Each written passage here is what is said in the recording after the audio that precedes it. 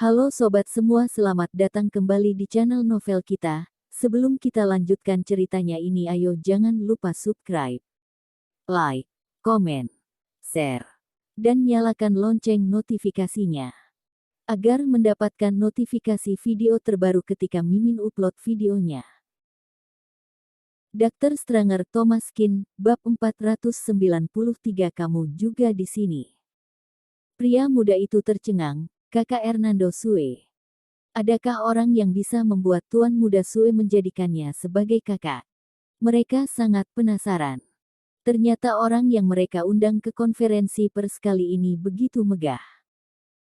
Saat mereka mengatur tempat, setiap sandaran kursi yang ada di baris pertama podium telah ditempelkan dengan nama.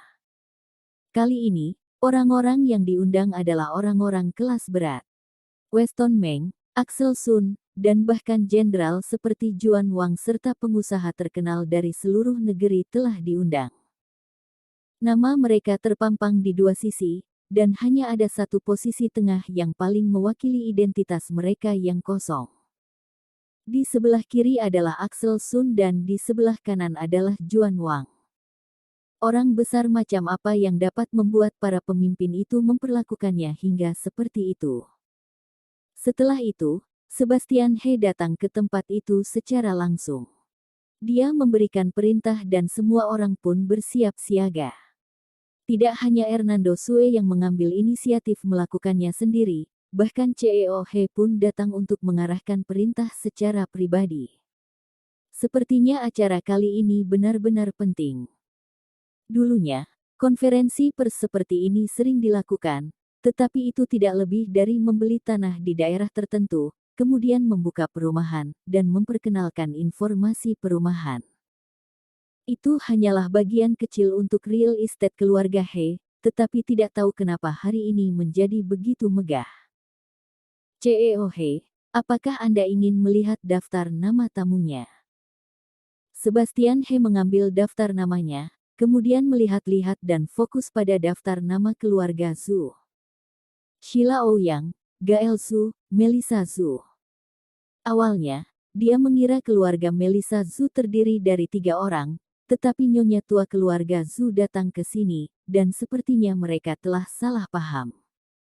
Atur posisi Melissa Zhu ke depan, 2 lainnya tetap normal. Baik. Keesokan harinya, Hernando Sue datang untuk menjemput Thomas Kin lebih awal. Kakak, mana kakak ipar? Thomas Kin menggelengkan kepalanya dan berkata, hanya aku sendiri, ayo pergi. Setelah naik ke mobil, Thomas Kin menuju ke tempat acara lebih awal, dan beberapa orang telah menunggu di tempat acara itu. Axel Sun, Weston Meng dan yang lainnya bertemu lagi dan naik ke atas untuk berkumpul. Selain si gendut Ma dari Hong Kong yang tidak datang, teman-teman yang lainnya pada dasarnya telah berkumpul lagi. Setelah minum sebentar, Thomas Kin bangun dan pergi ke toilet. Ketika beberapa orang besar berkumpul di lantai atas, orang-orang mulai masuk satu demi satu di bawah. Melissa Zhu berdiri di depan pintu dengan mengenakan gaun malam dan perhiasan yang dikirimkan oleh keluarga He dengan enggan. Awalnya, dia tidak ingin mengenakan barang-barang itu, tetapi akhirnya dia memakainya karena berbagai cara yang digunakan oleh Nyonya Tua dan Lydia Wang. Nyonya Tua tentu merasa sangat puas. Itu adalah gaun yang dikirim oleh keluarga He. Setelah memakainya, mereka tentu saja akan merasa sangat senang ketika melihatnya. Ketiganya datang ke pintu, kemudian melakukan pemeriksaan keamanan dan tiket. Nyonya Tua langsung terkejut ketika melihat begitu banyak satpam. Dia tidak menyangka bahwa keamanan konferensi pers real estate keluarga He akan begitu ketat, tidak heran karena itu memang perusahaan besar. Tentu saja, kenyataannya tidak setiap saat ketat, hanya saja kali ini karena kehadiran Thomas Kin, mereka baru melakukannya seperti itu. Thomas Kin keluar dari toilet lantai 2 dan melihat Melissa Zhu yang datang di lantai bawah. Dia langsung berjalan ke bawah untuk menyapanya. Melissa, kamu sudah datang.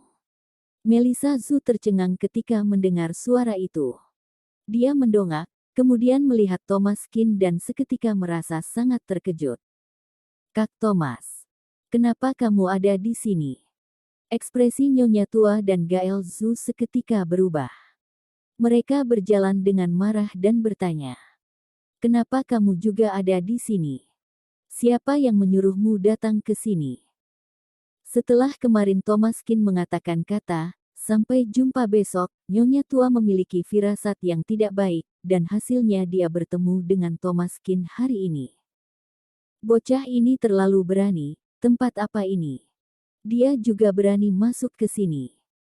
Dr. Stranger Thomaskin, bab 494 tidak ada hubungan. Meskipun suara Nyonya Tua tidak keras, tetapi dia tetap menarik perhatian orang lain. Seorang pemuda berjas hitam datang mendatangi mereka dan bertanya, "Halo, apa kalian sama-sama?" Pemuda itu melirik Thomaskin dengan wajah yang penuh kekaguman. Dia sudah mendengar Tuan Muda Sue berkata bahwa ini adalah kakaknya. Orang yang bisa menjadi kakak Tuan Muda Sue pasti bukan orang biasa. Selain itu, dia baru saja melihat Thomaskin naik ke lantai atas dengan dikelilingi oleh banyak bos besar, dan itu membuat pemuda itu lebih terkejut. Orang yang bisa dihormati oleh Hernando Sue memang tidak bisa menjelaskan apa-apa, tetapi orang yang bisa dihormati oleh Sebastian He dan yang lainnya jelas bukanlah orang biasa. Alasan utama mengapa konferensi pers hari ini begitu megah dari biasanya adalah karena kehadiran Thomaskin. Karena itu, Tuan Qin ini adalah karakter utama hari ini. Jika Nyonya Tua ini ada hubungannya dengan Tuan Qin, maka dia harus diperlakukan sebagai tamu kehormatan. Tetapi ketika pemuda itu berkata seperti itu, ekspresi Nyonya Tua langsung berubah. "Bukan. Kami tidak ada hubungannya dengannya. Aku harap kamu tidak salah paham." Nyonya Tua takut orang lain mengira Thomaskin bersama dengan mereka. Jika bocah ini diusir, bukankah artinya keluarga Zhu juga akan malu? Jika dilihat oleh Ceo He, bukankah itu akan mengurangi kesan baik mereka?